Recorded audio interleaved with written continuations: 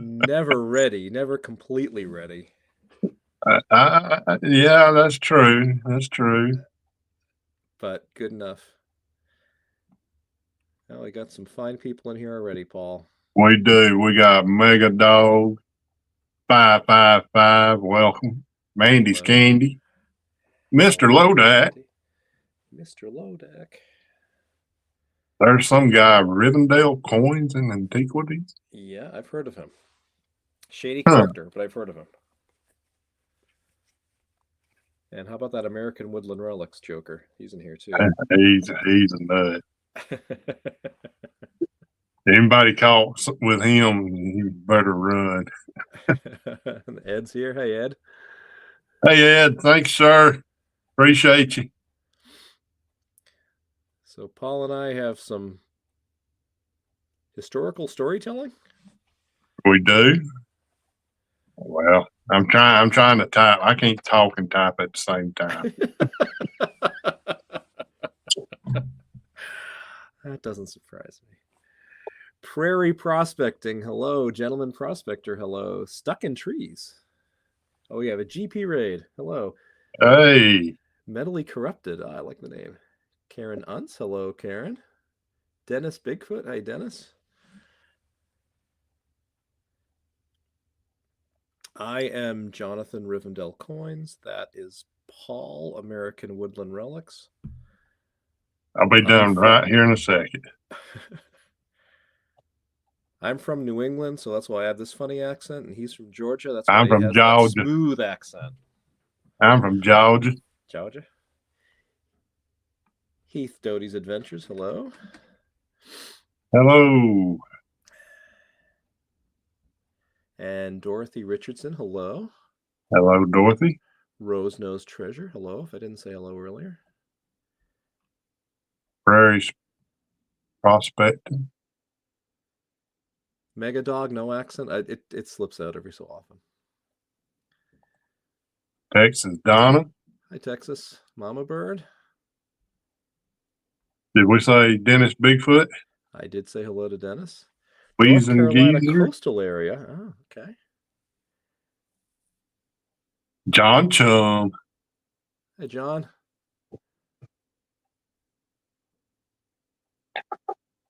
I wanna take just a minute. No, I'm New Hampshire. I'm not Massachusetts. I want to take a minute and thank Ed for taking the reins this year Yes. for the 24 hours multi-channel live stream. Uh, it was an idea of mine back in 2021, I believe. And we done two in a row. We skipped a year and then Ed took over. Ed talked to me about it and I said, that was my whole purpose in the beginning is I'll get it off the ground. If somebody can help take it and go with it, and maybe somebody else can come back and host it one year, which is fine. Uh, Johnson Family Adventures. Hello, Bean. Heath Doty's. Welcome. Man, a lot of people in here that I've not seen. Yeah, a I lot of new appreciate faces. everybody popped in. We are going to kind of keep it on the gold issue. It definitely gold. Definitely Definitely gold. go. And this may sound stupid, but I'm going to put Paul's channel. You're on here anyway, but I'll just put the link in anyway. Okay. If you need to look at it, well, you wouldn't have to look at it later because you'd be in his channel. Yep. Subscribe to this guy if you haven't done so already. It's a community raid. I appreciate it. Thank y'all. Thank y'all. I know we're not doing the gold sluicing and talk and stuff. Prospecting, and yeah, that's not my strength.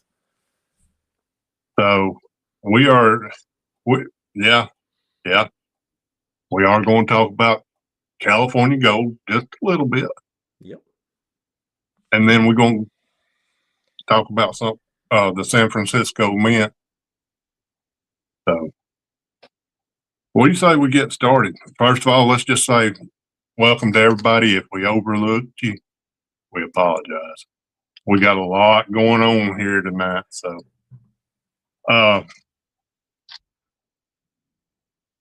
we will start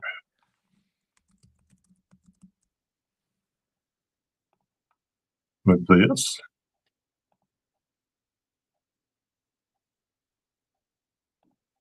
Thank you, Ed. Here we have the San Francisco Mint, the California Gold Rush. Supposedly the first piece of gold in California was found at Sutter's Mill. Sutter's Mill was a water-powered sawmill on the banks of the South Fork American River in the foothills of the Sierra Nevada in California. The mill was named after its owner, John Sutter, and during construction, a worker by the name of James W. Marshall found gold in the creek next to the building that the mill that they were constructing. And then soon after, the need for a mint was in demand. So now we're going to talk about the San Francisco Mint. That's the mill at Sutter's Mill.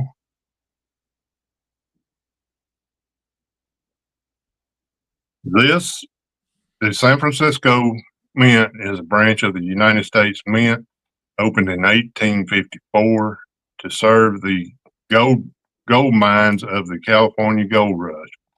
In 20 years of its operation, it exceeded the capacity of the first building, and it moved into a new building in 1874, now known as the old San Francisco Mint.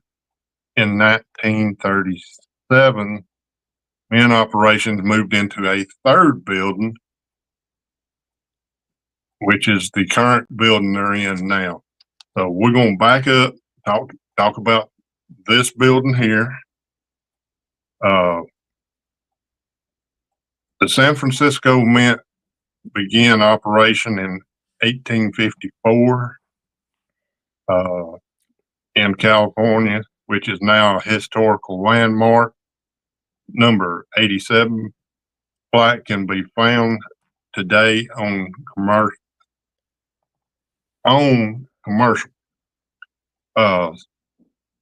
Since June 14, 1970, the building has been listed as a San Francisco designated landmark. The Mint was established in response to the California Gold Rush.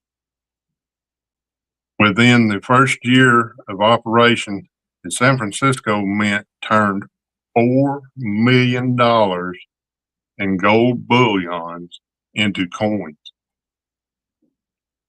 That's a chunk of gold. Because of the scale of its increase in operation due to economic growth, a new building was soon required. Construction of the new location, approximately 1 mile away from the old one, the Mint operation moved to that building in 1874.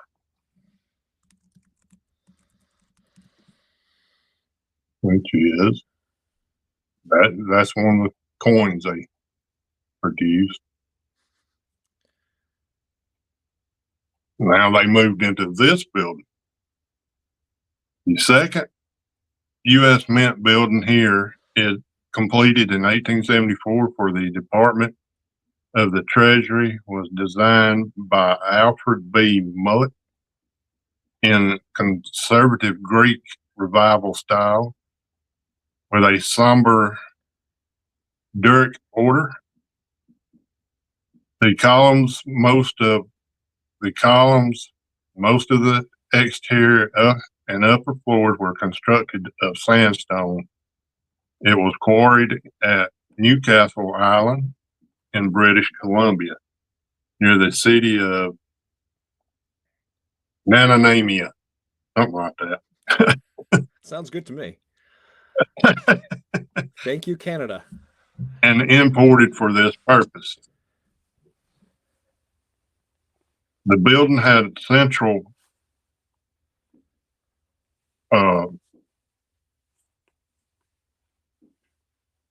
pediment portico flanked by projecting wings in an E shape. It was built around a completely enclosed central courtyard that contained a well. These features saved it during the fires that followed the San Francisco earthquake in 1906, when the heat melted the plate glass and exploded the sandstone and granite block with which it was faced.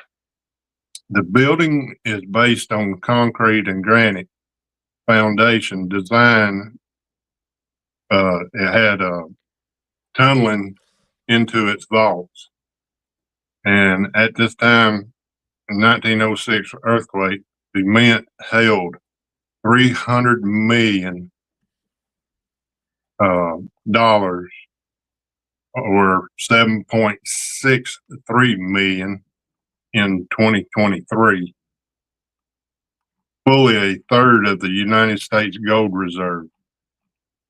Effort by the superintendent of the mint, Frank A. Leach, and his men preserved the building and the bullions that backed the nation's currency. The mint resumed operations soon thereafter, continuing until 1937 at this site, now known as the Old San Francisco Mint.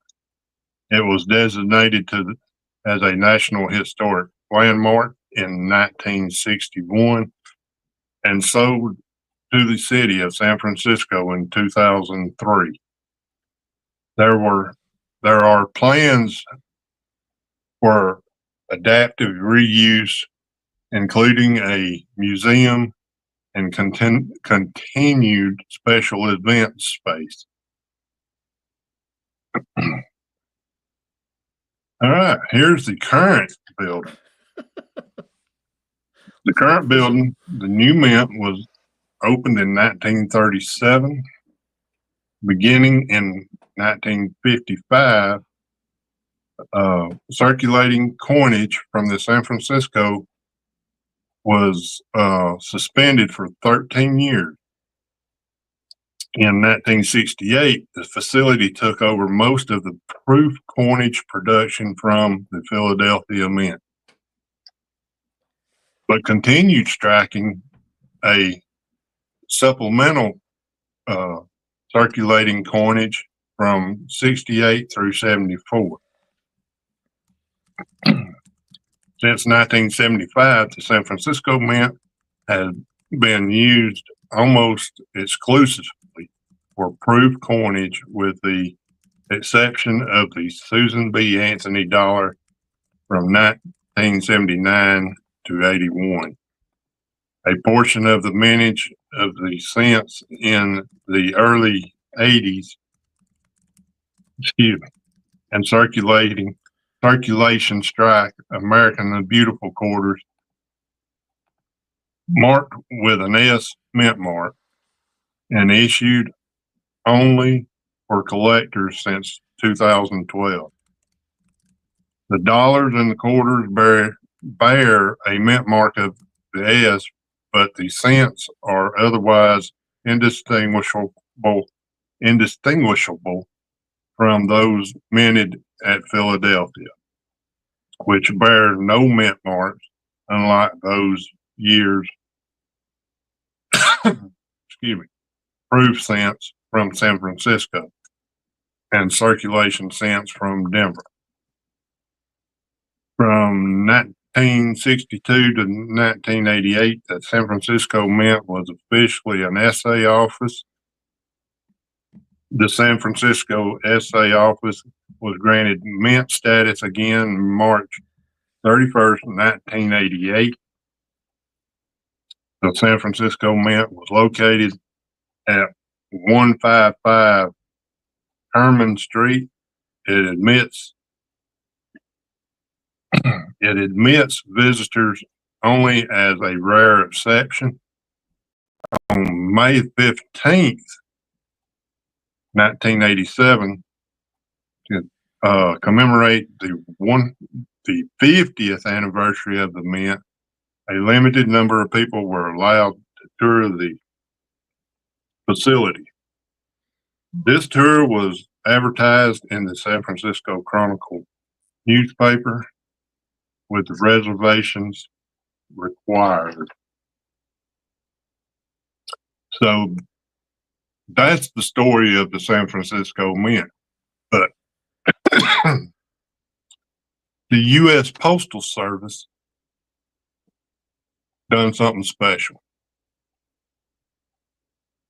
This stamp was issued on January 24th, 1948, to commemorate the 100th anniversary of the discovery of gold at Sutter's Mill. Then on June 18th, 1999, they issued this stamp to commemorate the 150th anniversary of the gold being found at Sutter's Mill. Those are two nice designs too. There's a short, brief history of gold that was found in California and the purpose for the mints. And what's kind of funny is on the first stamp, the one from the 30s, it says it celebrates something like the rush of the Argonauts. So that's a more recent one. Does it say that?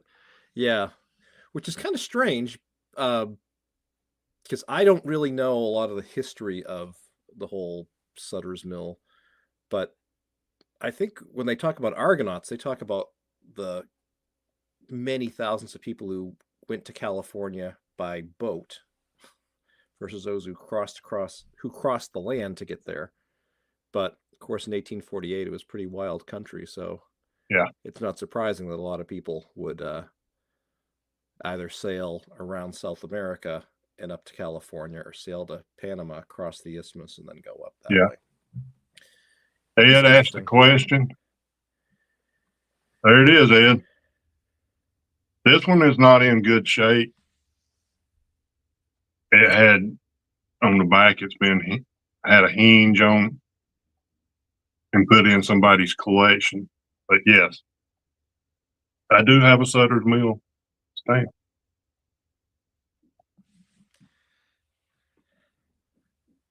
That's a classic. Oh, nice presentation, Paul.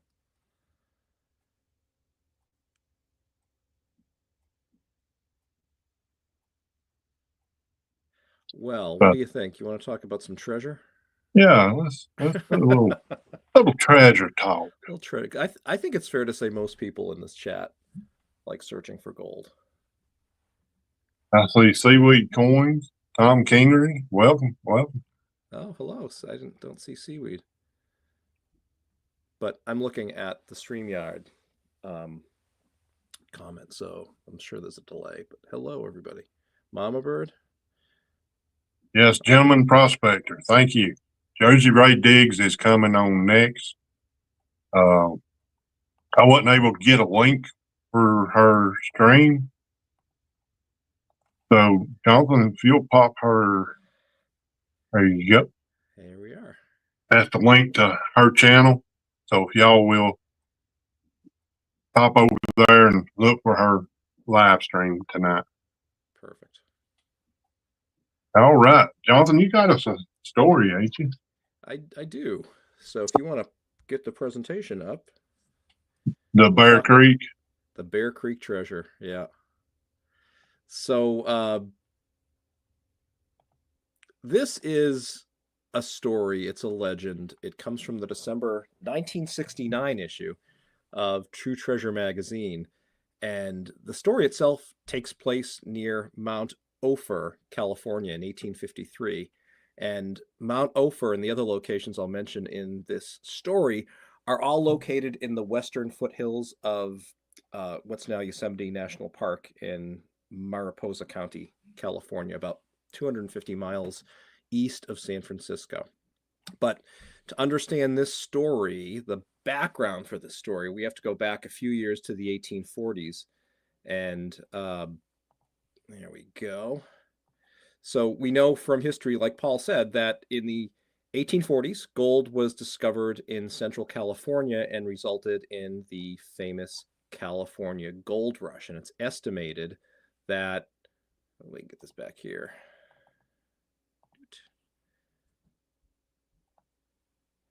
Go there, go there. Oh, I thought I did click the wrong one. There we go. All right. So we know from history that gold was discovered in Central California. It resulted in the gold rush.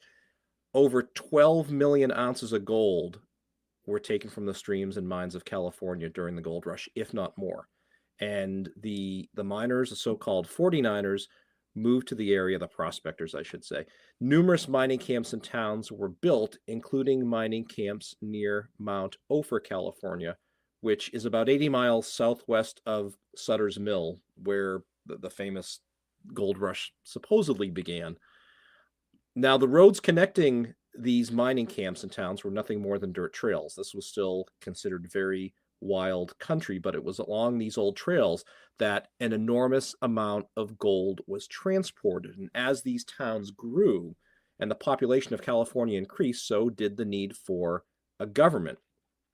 Now, the county seat for the area surrounding the mines at Mount Ophir was the town of Agua Fria, a former Mexican settlement. And Agua Fria became the arrival point for many of the miners and prospectors who hoped to make their fortunes in that area. Now, during the gold rush, taxes were typically paid in raw gold, so things like gold dust and gold flakes and gold nuggets. Because of the lack of money in California, California became a state in 1850. Raw gold was the commonly accepted currency. Now, as Paul said earlier, the gold rush began before the establishment of the San Francisco Mint, which opened in 1854. But prior to that, in 1850, Congress passed legislation that allowed private companies to produce legal tender gold coinage from the gold that was mined in California. And one of the companies, one of these private mints, and perhaps the most famous, was the Moffett Assaying Company. Now, according to the story, Moffett and Company had established a branch office at Mount Ophir where they assayed the local gold and would exchange it for their gold coins, which would have been made in their main office in San Francisco. And among the coins that were struck by the Moffett Company and were used in exchange were $20 gold pieces. You see those on the right. So a miner who had gold dust or flakes or nuggets could bring this raw gold to the Moffett Mint near Mount Ophir. The gold would be assayed for its weight and purity, and then would be exchanged for Moffett's gold ingots or coins, which, because of their purity and weight, were that were confirmed by the Moffett Company, were more readily acceptable by businesses. Now, gold production at the Mount Ophir mines was short-lived, and the Moffett Company shut down in 1853, 1 year before the San Francisco Mint opened its doors. And in fact, the San Francisco Mint ended up purchasing the Moffett Company's assaying and minting equipment to get a head start for what they were doing. And any remaining Moffett gold coins were melted and made into gold coins, United States gold coins, at the San Francisco Mint. Okay, with all that in mind, let's get back to our treasure story, keeping in mind that this is part of the California Gold Rush folklore. In 1850, a man named Joseph Marr was appointed by the county of Mariposa to be its treasurer and its tax collector, and it was Joseph Marr's responsibility to travel to the mining camps, which he did that fall, and collect the appropriate taxes from the miners. On December 11th, 1852, Joseph Marr rode to the Moffat Assay Company near Mount Ophir with the raw gold that he had collected in tax payments, and there he was supposed to exchange the gold for the $20 Moffat gold coins, which he would then bring to the county courthouse in nearby Agua Fria. It was reported that Marr had received close to 300 of these coins that day, so he was carrying about $6,000 face value in $20 gold coins, which was quite a sum back then, an enormous sum today, considering the rarity of Moffat $20 gold coins. Joseph Marr is said to have placed the gold coins in his saddlebags, locked the saddlebags, and headed back to Agua Fria, where he was scheduled to arrive the next day, December 12th, but Joseph Marr never arrived at the Agua Fria courthouse. Fearing that Marr may have been robbed, the county sheriff sent out a posse to search for him, and two miners whose camp was along the road testified that they saw Joseph Marr on the morning that he was supposed to arrive at the courthouse with the gold that he was carrying. They said that Marr told them that he was riding toward the Lewis General Store on the nearby LaGrange Road and would stay there because it had started raining and it looked like conditions would be getting worse. Now, Joseph Marr was correct. The storm turned out to be one of the largest rainstorms to hit the area in quite some time. And to get to the general store, where he wanted to take shelter on the LaGrange Road, Joseph Marr had to cross Bear Creek, but he never made it across the creek and was never seen alive again. Joseph Marr's horse was found by the sheriff's posse more than a mile downstream in Bear Creek. And the odd thing was that they discovered the horse's saddlebags, which should have been filled with these gold coins, were both securely locked, but they were empty. There was no gold in the locked saddlebags. 2 miles further downstream, the posse found Joseph Marr's body, and he had drowned. There was no sign of foul play, and all the evidence pointed to the fact that Joseph Marr had drowned in the creek. So the sheriff concluded that Marr was caught in the sudden and rapidly rising waters of Bear Creek, and he and his horse were swept away in the current. Now, the posse searched the creek, the waters of which were now at their normal, relatively low level, looking for the missing gold coins, but they found nothing. And the question, of course, was what happened to all the gold coins that Joseph Marr was carrying? The sheriff concluded that Marr probably hid the gold somewhere off the trail before crossing Bear Creek, and without the weight of the gold, Marr could more carefully direct his horse across what was now becoming a treacherous water crossing. And after the storm, when the waters in the creek subsided, Marr could retrieve the gold and continue on his journey to the Agua Fria courthouse. So the posse searched the area near the Bear Creek crossing, but nothing was found. No gold, no disturbances in the soil, or anything to indicate where the gold was hidden. News about the missing gold soon spread across Mariposa County, and of course, parties scoured the area for any signs of it, but no gold coins were ever found or reported to be found. One theory at the time was that someone found the gold, didn't tell anybody, moved out of the area, and spent it quietly, which in a way would make sense, but there's a twist to that theory, because the coins that Joseph Marr received from the Moffat Company that day were struck on a faulty die. So there was a distinct engraving error on those Moffat $20 gold coins. The defective dies were later destroyed by the Moffat Company once they discovered there was an error, but the coins that had been minted with these faulty dies were all given to Marr on December 11th.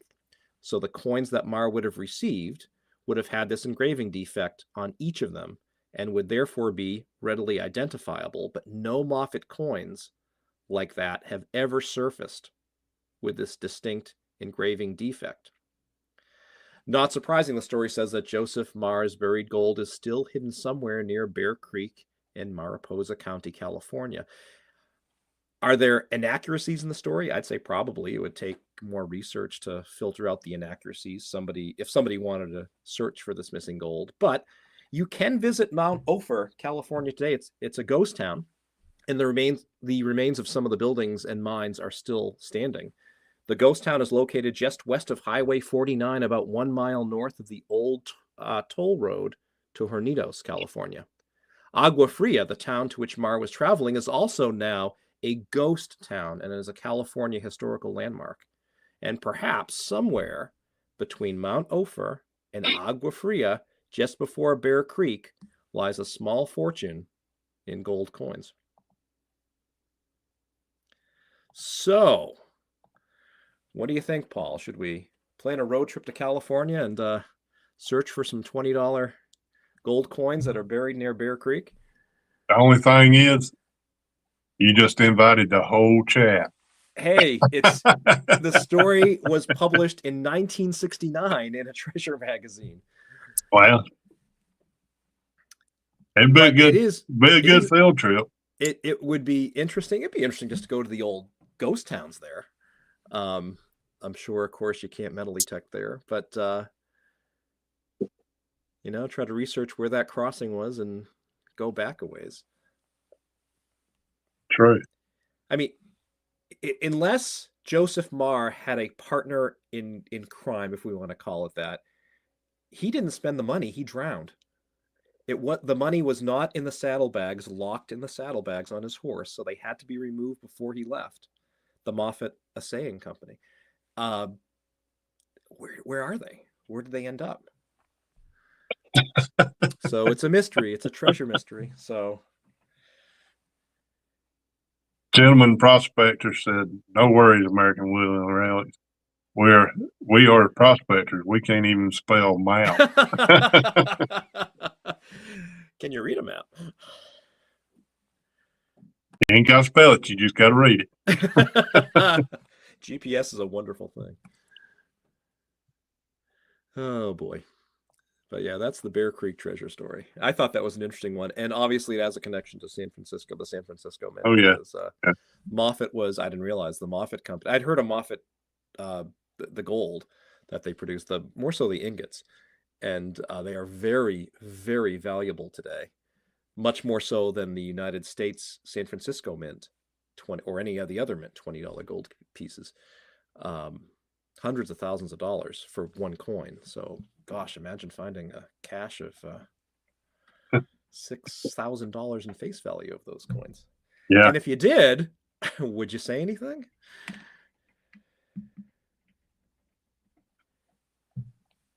Yeah, but then you start spending it, and people going to think, "Where's he getting this?" There's always there are always buyers who are willing to show some discretion, though. Yeah. Hello, PA Patriot Prospecting. Welcome. Appreciate you coming in. Appreciate everybody coming in tonight.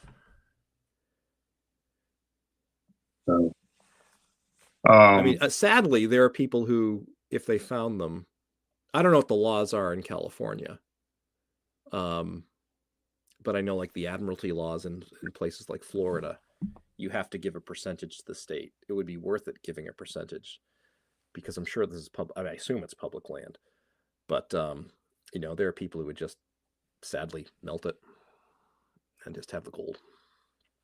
Then you'd have to explain where you got this gold.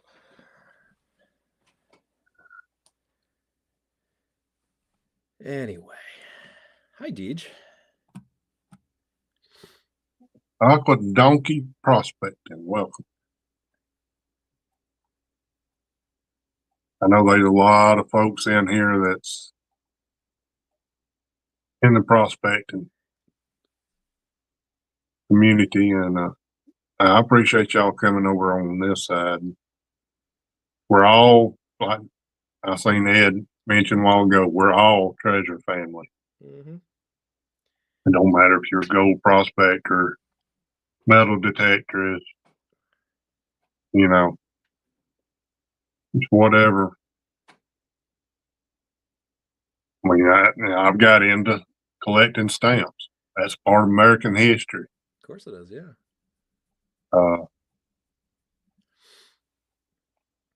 Mega Dog said I like pre 1933 gold coins. Absolutely. The nice thing, the Moffat gold coins were, the San Francisco Mint, they were 90% gold. The Moffat gold coins were a pure gold, so they were strictly speaking worth more as I guess, as a commodity. Yeah, I had, and I don't live too far from Dahlonega, so Georgia has a good gold history. Um, Consolidated Gold Mine and Gresham Gold Mine is probably about 30, 40 minutes away. So Ed, anybody that comes up that way, get in contact with me. Catch the fever. I catch any more fever, and Glenn's gonna run me out of the house. I don't know. I think there's some nuggets with your name on it, Paul. I mean, I have got a little gold, not much.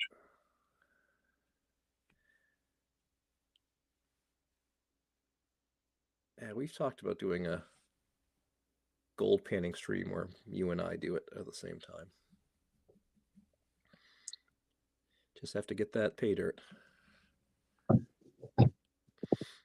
Yeah. I have a bag of Vendetta prospecting pay dirt from. I've been sitting on it for about a year and a half. I should do that. I usually, if I pan pay dirt, I usually do it in the winter when it gets cold up here. Mm-hmm. And gold has shot up. I think a gram of gold is now touching $85. Mega Dog, I do have a replica of the Dahlonega gold coin, a Dahlonega gold coin. I'd have to dig it out to find it, but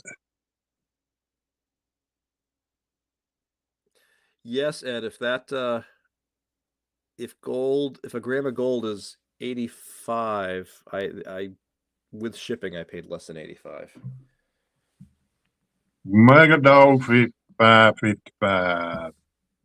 I dealt stamps for 20 years. Oh, no kidding. So I done it when I was a kid. Just, how kids' attentions are. But I got out of it. And then what, month and a half ago, me and Jonathan got to talking. I got right back in it. He caught the bug. Caught the bug. Hi, Scott. Dirt Diggers UK. Yeah. 27 hours if you leave now. Okay. Come on, Scott. 27 hours. Are you flying via Asia and across the Pacific? Why would it take you 27 hours to get from England to Georgia? Need to get on the Concorde, don't he? I don't know how long of a flight is from England to America. 6 hours, maybe? I don't know. I don't know.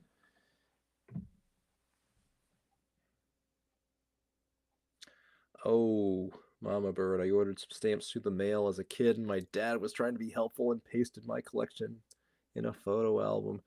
A friend of the family's gave me a stamp album from the 50s, and they were common stamps, and I gave some, well, whatever common means, not terribly expensive stamps, and I gave some to Paul, but Paul discovered that they weren't hinged in the album where you can easily take them off. They had cellophane tape. So this youngster who had the album decided, I'm gonna tape them into the album.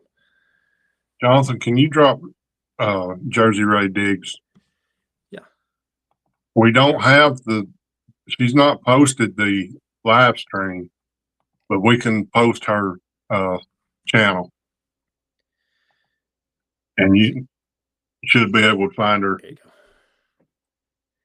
See, I'd like to go the other way. I'd like to go from the east coast of America to England and go metal detecting in England, or pretty much anywhere in Europe. Yeah, I agree, Megadog. It's Yeah. They're just fillers, you know. I got some recently that had tape rolled and pressed down. Yeah. Hurt my I mean, feelings. it's but at least you have something until you Yeah. upgrade. It's like coin collecting. You get the lower grade coins, and then when you have the opportunity, you Exactly. upgrade. That's how I see it.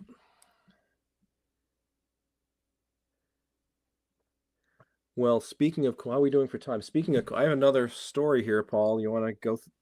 So I'm going to Sure. talk about that. This, you'll have to pop it up there. I think it's backstage.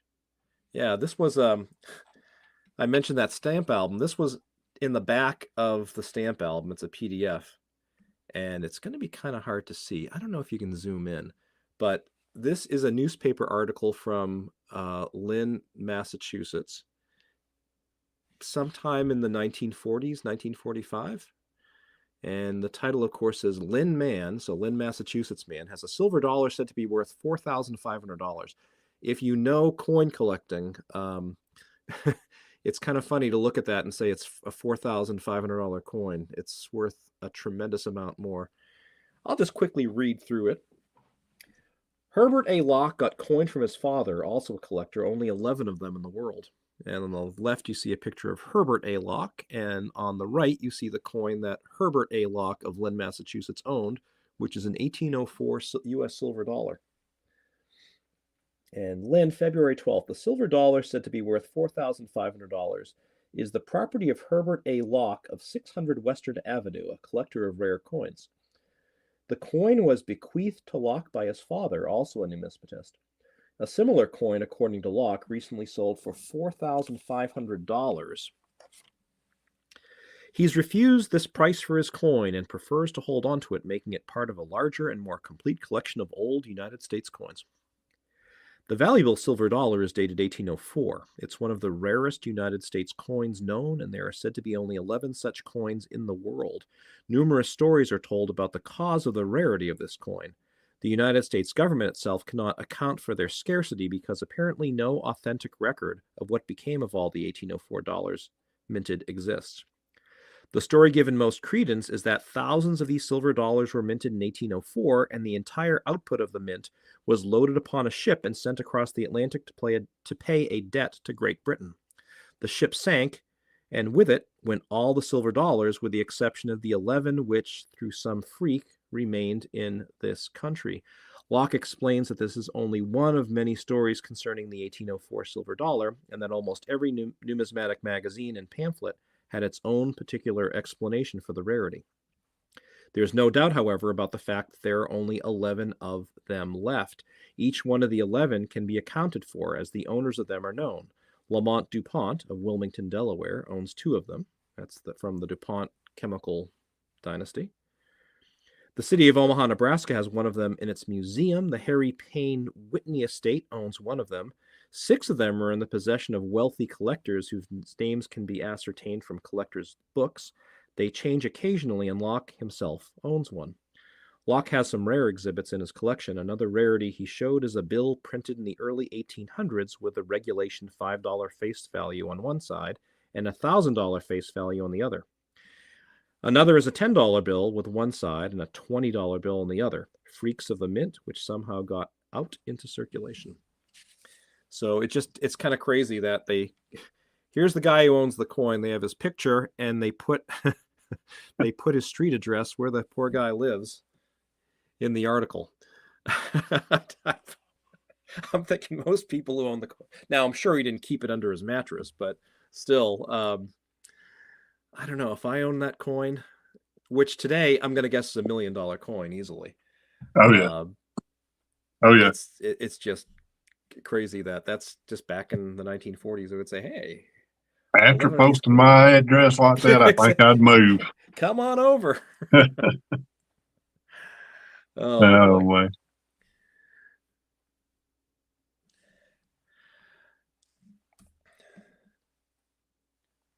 So yeah, how are we doing for time? We have 6:44, so we're going to end a little bit early. Yes, unless you want to Yeah. just chit chat. Yeah. Um, No, Scott said no detecting here right now. It's 11:40 p.m., 70-mile-an-hour winds, sideways rain, 30-foot waves crashing on the beach here. North Sea coast storm Dara hitting the whole country hard. Be safe, Scott. Yeah. Well, if you can find a spot where there's a shipwreck reasonably offshore, that storm might work to your advantage. Yeah, Mama Bird, we tried looking for her, link to her live, and she's not got it up. Yeah, so right, she just didn't Thank you, Ed. do it early. I'm sure she'll still come on at 7 o'clock Eastern. Yeah. I'm gonna make a quick mention. I'm making a push to 800. I'm showing 781.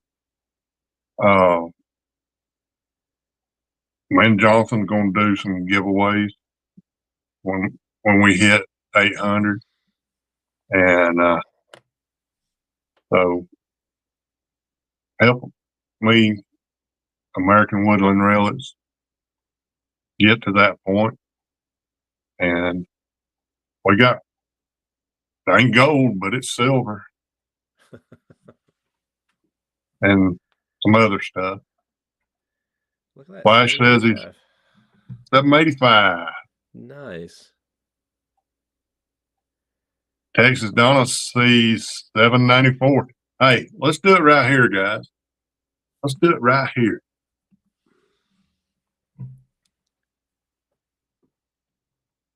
Mama Bird said she was already sub 794.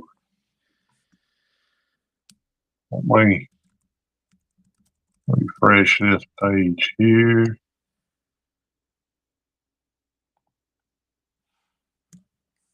See what happens. Of course, my computer came over on Noah's Ark, so yes, 794. Thank you, guys. Thank you, thank you, thank you. And Paul, like I, if you'd be kind enough to subscribe to Rivendell Coins, we always subscribe. We always subscribe back, so you'll get a subscriber back. Exactly. 10-man Rusty Can. Welcome, welcome, welcome.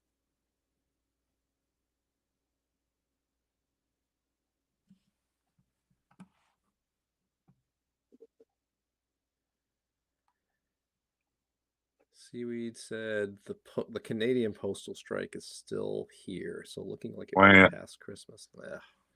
I have to send something to Marty, but I'm gonna wait until that's all cleared up. Yeah. So that's too bad. I don't know what. I haven't read much of anything about the Canadian postal strike. I don't know if they're. I don't know what their desires are. Hey, look at that, 797. Donald Come on, Scott guys. DeBay. Well, thanks, Scott. Scott got you twice. Scott got me twice. All right. Thanks, Scott. You want my link? Let's see if I can. I don't know if I can do it. Oh, I did it. Anybody that's in the chat, guys, I encourage you. Go over and subscribe to them. Yeah. It's share that love. Yeah, share the love. I mean, we do metal detecting, coin roll hunts. Like I said earlier, Jonathan and I have got into collecting stamps. Yeah, our interests are many and varied, and we We love history. yeah. I'm a big World War II, Civil War fanatic. I love the history of the wars, and 798. Nice. There. I'm refreshing, so you'll have to keep me. I believe Mandy asked for my link. I just put it in the chat. I don't know if that'll work, though. 798. Two more, guys. That Two looks more. right.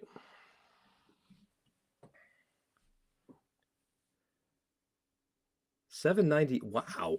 You really got a 24%. Yeah, 24% raise. That's a lot of money. I just refreshed too, Dennis. That's 798. And guys, numbers don't matter to me.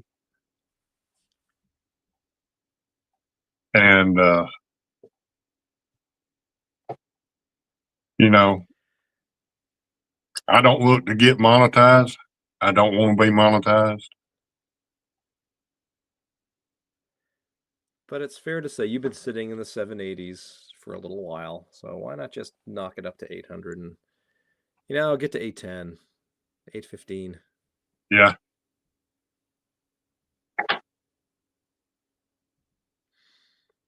I mean, would I like to get to 1,000? Why, shoot, yeah, that's 1,000 people to love on. Whoa, Paul. Ed said you're 799. 799. I'm already subscribed to you, son.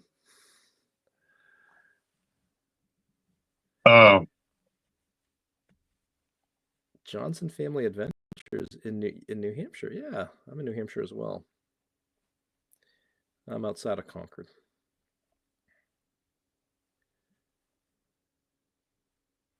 You'll get there, Paul. Because there are people who are going to go back and rewatch this. Yeah. Mega Dog 555. Jot this down, and we can talk.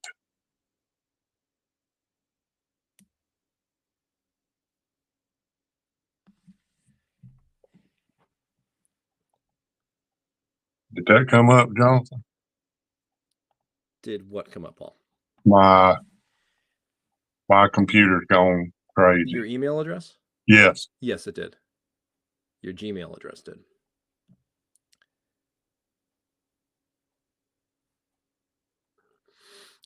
Scott said, if you get 800 subs, you're going to dance.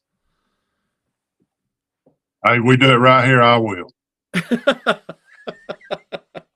You heard it here. Call Wait a your minute. relatives. Wait a minute. Guess what? Oh, dear Lord. That's great, Paul. Congratulations. All right. Thanks, guys. Oh, wait. That's all the dancing you're going to get out of me tonight. Oh, man. Thank y'all. Thank y'all. Thank y'all. We've hit 800. You know what that means. After Christmas, you'll schedule a giveaway stream. Not a giveaway stream. Can you call it a giveaway stream on YouTube? An appreciation stream. Yeah. We call it appreciation. Which it really is. It's you're showing your appreciation. The Bushwhackers. Seaweed knows his wrestling.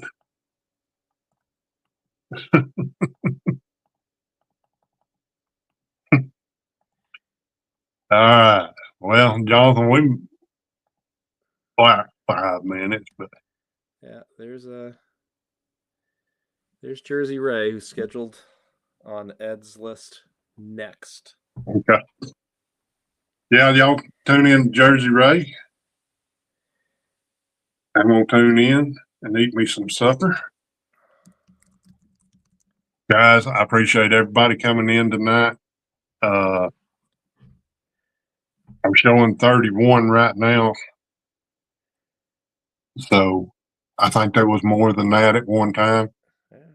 Thank you guys Hope for you enjoyed the coming in stories, and learn something. hanging out with Jonathan and me. And thank you for getting me to 800. I didn't really think about pushing for it tonight, but it happened. And I want to thank each and every one of you. Might as well. Hey, don't be a stranger and come back and visit with us. Thank We're you, going, Megadog. we're going to continue the mint series. I've got 2 more mints I'm going to do. I'm going to do the Carson City and West Point. And Jonathan's all time got some kind of treasure tale that he talks about. Very interesting. You too, gentlemen, prospector. Thank you. So come by and hang out with us. Usually we're on Friday nights at 8 o'clock Eastern Standard Time. I will go by. I did watch some of Ed's early this morning at 2 o'clock. And then I did catch Banshee Mining this morning at just a little after 6. I will go back and visit with everybody. So thank you, everybody, for coming in. It's been a fun night. Jonathan, anything you want to say? No, just again, thank you. We enjoy doing these stories and just talking about the history and the traditions and the legends and things like that. It's fun. It's a fun thing to do, but mostly it's fun just getting on here and chatting with all of you and meeting all of you folks. And It is. It you is. know, my knowledge of panning gold is so it's great seeing these other awesome channels that I can go on and learn more about the techniques and who are the best prospectors to support by buying their pay dirt, that sort of thing. So, all right, guys. We'll let y'all go so you can take a short intermission and jump over to Jersey Ray Diggs. I'm sure Rachel will appreciate y'all coming in there. And I'm going to go find me a bean. all right. Bye, Everybody, guys. thank you again. Thank you. Good night. We'll see you in the other streams.